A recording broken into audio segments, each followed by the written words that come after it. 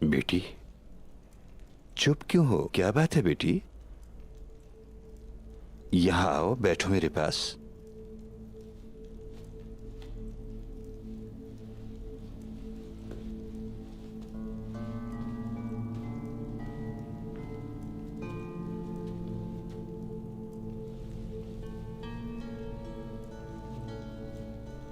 खैरियत तो है ना बेटा? ठीक हूँ बाबा, ठीक हूँ, लेकिन अंदर से रंजीदा हूँ मैं। ऐसी क्या चीज है जो मेरी रोशनी को उलझा रही है? मुझे भी तो पता चले। हमारे हालात बाबा जान, जहाँ भी जाते हैं वहां सब बर्बाद हो जाता है। हमारी बर्बादी के मंसूबे बनाए जाते हैं। पता नहीं हमें सुकून कैसे मिलेगा, यही सोचकर परेशान हूं मैं। तुम्हारी मरहूम वालिदा भी तुम्हारी ही तरह थी। वो भी जब किसी उलझन में होती तो सारा दिन एक कोने में बैठकर सोचती रहती थी बस। बेटी बाला, उलझन में तुम्हारा दिमाग नहीं बल्कि तुम्हारा दिल है।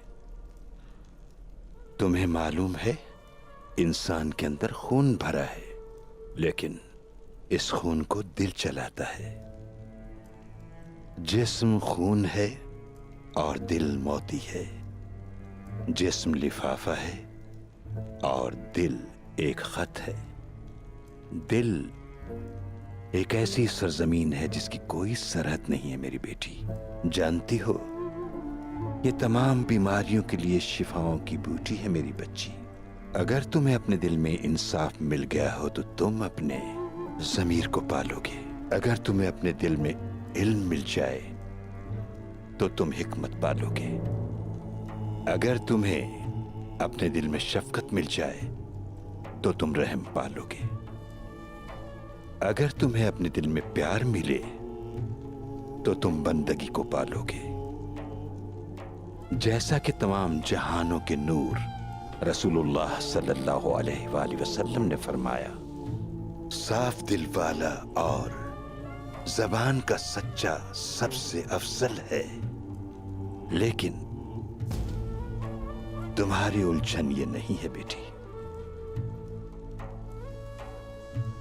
तुमने कब से हमारे और अपने बारे में परेशान होना शुरू कर दिया है बाला खातून? अगर तुम अपने बारे में सोचोगे तो तुम्हें बहुत सारे मसाइल आ घेरेंगे।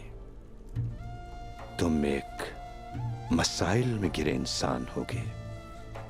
अपने मसाइल की तरह बड़े हो जाओ। आलम इस्लाम के मजलूमों के मसाइल के सामने हमारे मसाइल क्या मानी रखते हैं? जिस दिन तुम्हारा दिल तमाम इंसानियत के लिए परेशान होगा, उस दिन हमारी निजात होगी इंशाअल्लाह। अल्लाह हम सबके दिलों को साफ रखे। अल्लाह हमारी मुश्किलों को खत्म करे